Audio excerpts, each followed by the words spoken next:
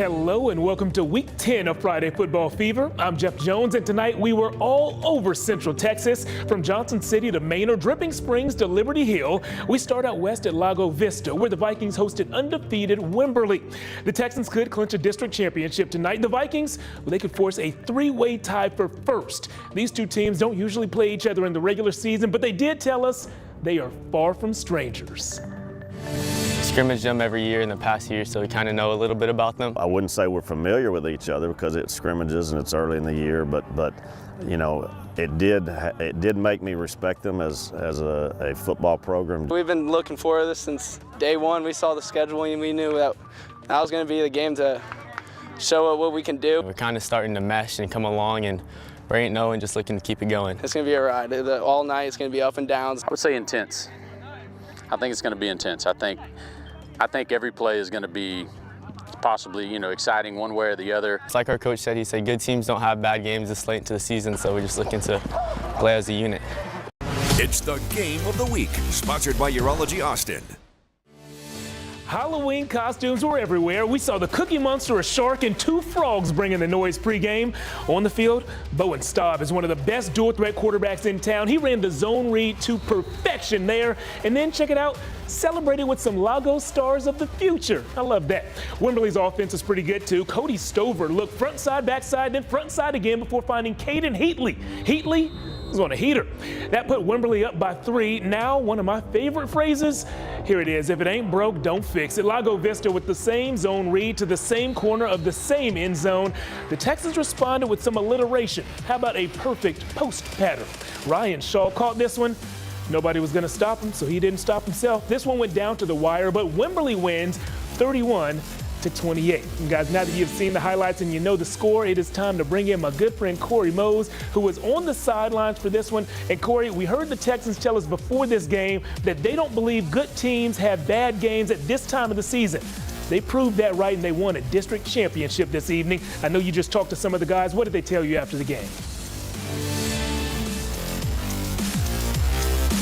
Yeah, Jeff, you're right. It was a good team, and they didn't make bad decisions or bad plays, and that's why they got the dub tonight. But before, like always, good evening, beautiful people. It's football weather now, so AKA it's cold than a mug out here. That's why I got this jacket on. But as you saw in the highlights, the offenses were on fire. But the turning point in this game came with 4 minutes left in the fourth quarter. It was a high snap for Lago Vista in their own territory, and they downed the ball on the 6-yard line. And so all Wimberley had to do was just punch it in, and that's exactly what they did to get the 31-28 lead. And I was able to talk to QB1 Cody Stover after he scored that touchdown to win the game for the Texans. Cody, you had that game-winning touchdown. When you got the call into the huddle, what was going on through your mind? Did you know, like, oh, this is going to be money, like we're going to score on this play? We always go into every play like, you know, we're trying to get this in the end zone. And I threw that interception right before, but man, shout out to my defense, and they always work hard. But you know, I looked at my O-line and I was like, we're scoring right here. And man, they gave it all they had, and I'm so proud of that O-line and that crew and just this whole team, man. It is a team effort tonight. You know, we relied on each other, and you know, the defense got the stops when they needed it, and we put it in when we needed to. So I'm proud of this team and all that means, you know. And you talk about that defense, and after y'all score, y'all still need to get a stop. And Brayson, that's when you came in. Third down, you got the sack on Bowen. I know Bowen, he looks fast on the sidelines from me watching. So on the field, I know he's electric. What is it like going against him, but then also containing him and being able to get that stop on third down? Well, you know, obviously this week we work a lot on outside contain with our linebackers, and our blitzes are kind of designed to hold him in, right? You know, we don't want that guy scrambling all the way around. And, you know, part of it is, you know, going into halftime, we were down. And, you know, as part of our culture, you know, we feed off that adversity. So coming back out here, I think that kind of fired us up. And I think as a team, we really come together and make up for our mistakes that way. You spoke about coming after halftime. Coach, in the second half, y'all only had 3 possessions the whole rest of the game. And so how are y'all able to just stay focused and utilize those limited possessions throughout the game? Well, to me, it's just number one, it's just about execution. You know, we ask our kids we're going to execute at a high level. We knew what type of game this was going to be today. We knew it wasn't going to be easy, and it's exactly what I thought it was going to be. And kids just executed when we asked them to, and made the plays to win the game. And when I came out to practice on Thursday, at the end of the practice, you preached about this could be a chance to win the outright district title. Now getting this win, what does this mean for you and your team to accomplish that goal? Well, it's one of the many goals that we have set, and anytime you can be the outright district champs, then you've done something, and so really proud of these kids for reaching that goal, but also told them before the game, this is the first of many opportunities of championships to win this year, and so it's just the first step. So proud to get that one, very happy to get that, to be the district champs and give us a springboard into the playoffs. Well, congratulations, Coach, and good luck in the playoffs, but also good luck next week. You still got more games to go in the regular season, so thank you so much for your time. Appreciate it. Thank you. So, Jeff, as you can see, Wimberley improves to 9-0 on the season. Their next step will be against Austin Achieve as they look to finish the regular season undefeated next week. Back over to you. Thanks, Corey. You be safe on the ride home. And if you find another one of those coats, go ahead and bring that back in my size. I like that jacket, man. Guys, you stay where you are right there, because I want to tell you about a fun district that we're going to see a wild finish to, and that is District 25-6A. 3 teams, Cedar Ridge, Vista Ridge, and Manor, are all fighting for the final 2 playoff spots. Cedar Ridge had a chance tonight to take a big step towards postseason play, and also a chance to possibly upset the reigning co-district champs, Round Rock. Now, the Dragons are usually a ground team, but they went to the air tonight. Senior Aiden Sterling got the scoring started. His first trip to the end zone, well, it put Round Rock on top. And speaking of on top, Cedar Ridge got on top of this punt. You got to protect from the inside out, and sometimes you got to learn the hard way. The block led to points. Miles Brophy with the Wildcat carry. Now, that play, pretty easy to read, but hard to defend. This one was like reading hieroglyphics. A play fake so good it fooled our photographer and fooled the Raiders defense. Mason Cochran to Aiden Sterling. Once again, the Dragons win this one 48-21. To the scoreboard for the first time tonight, a Vista Ridge upset over Vandergrift would guarantee the Rangers a spot in the playoffs. But they didn't get that tonight. Vandergrift won that one 34-zip. Stony Point snuck by McNeil, beat them by a touchdown 28-21, the final score in that district contest. More scores coming your way. New Braunfels takes care of San Marcos 38-10, the final score there. And another one went final at the bottom of your screen. Cedar Park, I believe that's 4 straight wins for the T-Wolves. They started the season kind of bumpy, but they're looking good at the right time. Shutout victory over Leander 35-0. Back to the highlights. Manor hosted Westwood. Future Tech defender Jaden Cofield with the tackle for loss. Then Jackson Cofield with the sack just moments later. The Warriors offense, though, did get going in the second quarter. Owen Norrell avoided pressure, bought some time to his right, then found Grant Yeager. Grant caught the Yeager bomb. High schoolers, y'all don't get that one, but your older siblings sure do. That drive ended with a field goal, but the next one ended with a Demarion Green interception. Westwood led 3-zip at the break, but there was a whole lot of scoring in the second half. Manor wins this one 44-9. Lake Travis took on Austin High. For the Cavs, it was the battle of the Nicos. First, Nico Hamilton, who spells his name with a C, turned in a diving score that was at least worth a B+. Then Nico Traint, who spells his name with a K, caught a throwback pass that was better than K. We saw quarterback Bo Edmondson get some work tonight, which we haven't seen all season long. Well, we've seen some recently, but we saw more this evening, and the Cavs go on to win this one 55-7. The scores keep on coming in. Hendrickson put a ton of points on the board tonight. They beat Eastview 50-8. Lehman falls to Bernie Champion 37-14, the final score down south. More scores coming your way. We're going to stay down south. Smithson Valley gets the win over Hayes, 42-13, the win there. The Hawks struggling a little bit, but they can still turn this thing around. And Waco University with a big win over Connolly, 78-7, the final score. We have updated you on 12 games so far, and we have much more left to show you. Scores, highlights, our Band of the Week, and our Play of the Week nominees are all coming up a little later in the show. Friday Football Fever Big Save of the Week, sponsored by Austin Telco Federal Credit Union. We build true financial futures.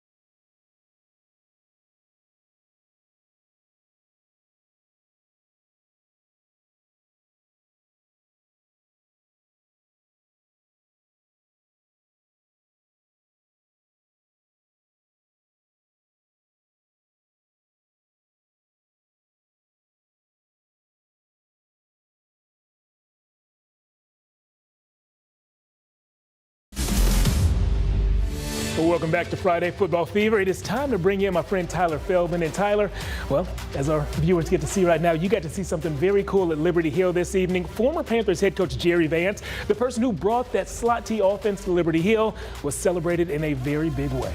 Yeah, Jeff, just look at the video. Such a special night in such a special community. Jerry Vance led the Panthers for 16 seasons, and during that span, he won 155 games, including those 2 state titles in 06 and 07. He built this program into what it is today, Jeff. And tonight, the Liberty Hill Panthers honor their former head coach by naming the field after him. So let's head out to Jerry Vance Field at Panther Stadium. Liberty Hill hosting Bastrop. Opening drive for the Bears. Seth Moser rolls right, throws deep. Caught. Reagan Nielsen boosting the ratings with that 28-yard touchdown. It's 7-0 Bears. Ensuing kickoff. It's a short one. Ben Carter receives it, and Ben Carter is gone. See you later. Special teams, special play, and we're all tied up at 7. Okay, slot T time. Noah Long. Long gone. 20-yard touchdown run for number 21. Panthers take the lead, and they never look back. Toot, toot. Yeah, they pick up their 7th consecutive win, 61-7 over Bastrop. Sound effect for free? Yes, always. I like that. Better than that guacamole I had to pay for earlier. Hey, Weiss hosted Waco Midway, and the local guys started off by showing some Southern hospitality, the kind you get when you take I-35 South. On the very first play from scrimmage, Troy Simmons broke 8 tackles. That means over 70% of the defenders on the field missed. Highlights and a math lesson. We've got it all, and Weiss has all the points. At least they did at this stage. Dalen Alexander put the Wolves up 7-zip. Weiss earns a 3rd straight win. Final score, 49-21. Scoreboard time. Navarro gets the win, 29-19. San Antonio Piper falls to Lockhart, 61-35. More scores. Lampasas, 42. Marble Falls, 20. San Antonio Davenport beats Burnett, 42-21.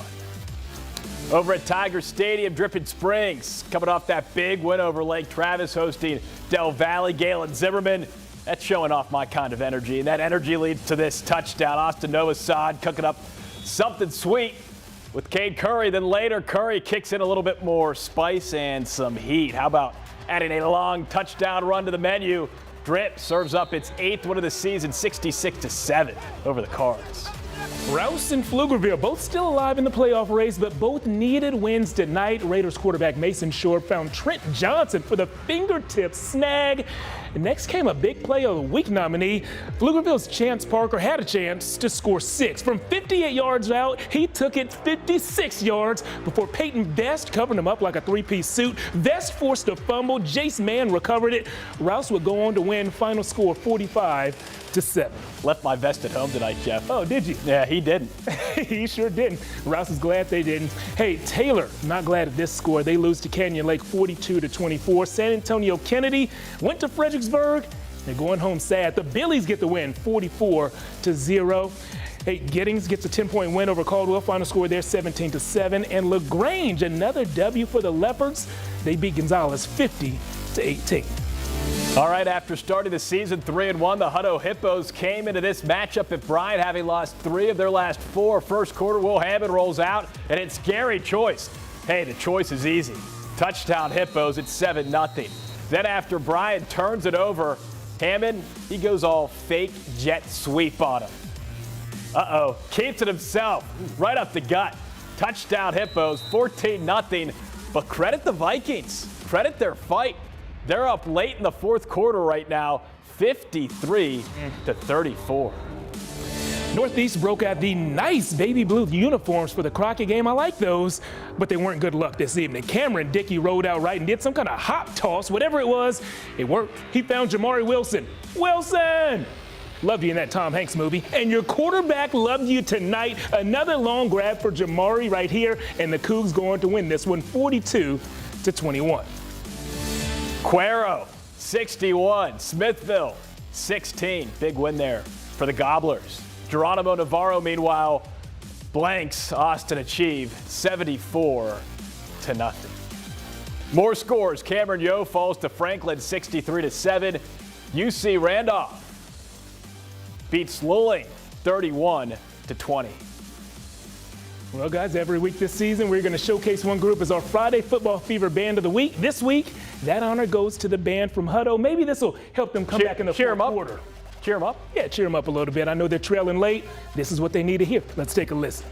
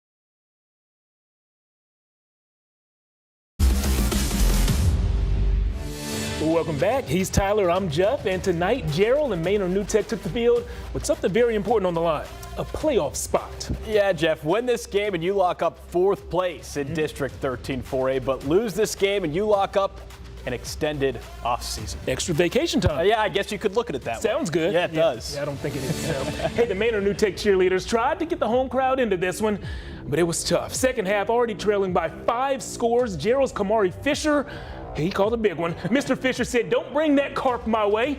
The pick six sealed it. Gerald is going to the playoffs. They win this one 50-0. Carp, huh? Mm-hmm. Lexington carves up a 20-0 victory over Rogers. Buffalo blanks Florence 48-0. Buffalo blanks the Buffaloes. Punchers, lots of punch. Mason 49, Stockdale out of stock 19. Regents 45-7. That's just per usual. Yes, it is. Hey, Granger taking on Milano for a chance to possibly climb to the top of the district standings. Quarterback Nathan Tucker tucking it himself and going in for the Lions. This game, honestly, I thought it was going to be a close one. It wasn't. Lions rolled 45-14. High in that beautiful Texas sky, battle the Eagles. Junction, Johnson City, JC in the red zone. Look at McCray Jacobs shuffling it to Hayden Fox. Swiper, no swiping. Swiper, no swiping. Johnson City, though, swipes this year's battle of the Eagles 56-14. Little Dora the Explorer. What does that fox say? Oh, man. Yeah. We're gonna work on the singing skills and the Dora puns during break. We'll see you on the other side of the break.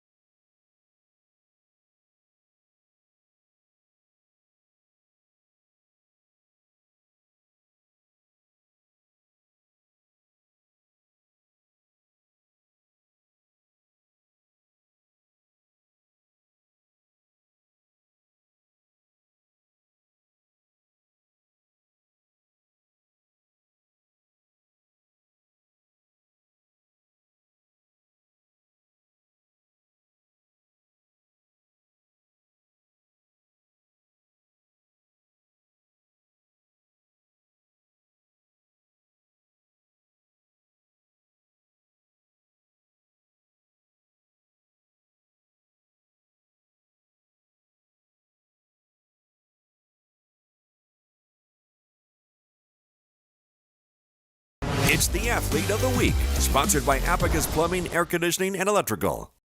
Our Abacus Athlete of the Week is Jack Boyle. So, Jack, here you go. This award isn't just for what you do on the field, it's also for what you do off the field. And I know that you're involved with the church, you do a lot of things in the community. And so how do you find time to balance football, school, and also the outside stuff? Just with good friends and family, they're super supportive. And so just the time to do this. And then I have friends at the church, so it's always good to go see them. And nothing's a task, it's always just a good time. Just being around him, he's just such a positive influence and such a good leader. Yeah, I know you come from a family full of leaders, with your brothers being on his team from years past. And so do they kind of give you tips and tricks about how to not only lead the team, but also be great on the field?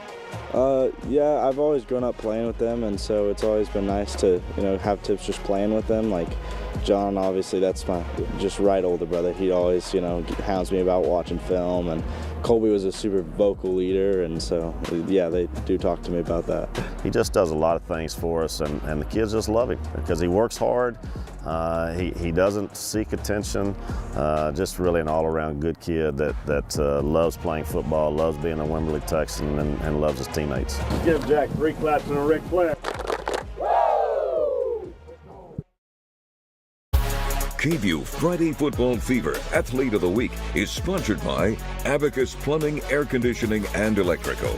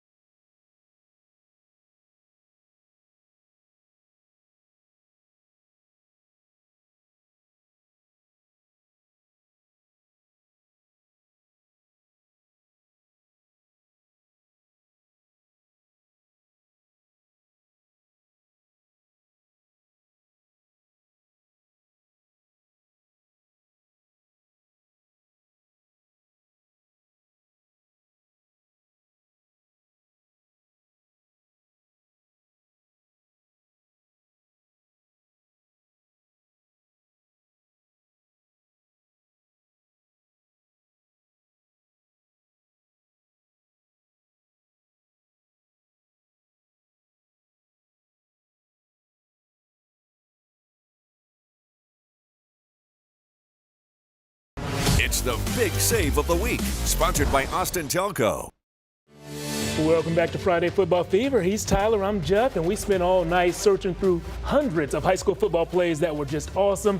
And it was our job to put our heads together and pick 3 of our favorites to show you as our Austin Telco Big Save of the Week nominees. This first nominee is just an excellent example of effort paying off big time. Rouse took on Pflugerville. The Panthers quarterback ran over 55 yards, but the Raiders never gave up on the play, and that's why you don't quit. Peyton Vest, Mr. 3-piece suit, stopped a 6-point play. The forced fumble gave Rouse a second chance, and they used it to pick up another district win. In Liberty Hill, Ben Carter might be the new king of the hill, doing his best Sean Carter Jay-Z impression on this kickoff return. Yeah, Carter runs this town and scores touchdowns on kickoffs. Panthers win big. That's the blueprint to a big win. Crockett's Cameron Dickey bought some time in the pocket before finding sophomore receiver Jamari Wilson all by himself in the end zone. Jamari said, "That's my jam." All right. Cougars used that play and a few others like it to earn another big district. Let's let them make the catch again. big district win. There we go. Guys, now that you have seen our Big Save of the Week nominees, it's your job to let us know which one is your favorite. You do that by going to my Twitter page, @JeffJonesSports. I just posted a poll there. You vote in the poll. We will re-air the winning video right here on KVUE in our 6 o'clock show on Tuesday. And what we're going to do right when this show ends is go home and get some sleep, because bright and early, Tyler, we're hopping on a plane and heading to L.A. Little Western Conference final. Also, don't go to my Twitter page. The poll is not on my Twitter page. I don't think anyone's. Yeah, you well, if you want. We're going to be going to LA though. Austin FC Western Conference final against LAFC on Sunday. You'll watch it right here on KVUE. You can. 2 wins away from a championship. We'll get you ready for it tomorrow. For Tyler, Corey, all the photographers in the field, and the people in the booth, I'm Jeff. I'll see you next week.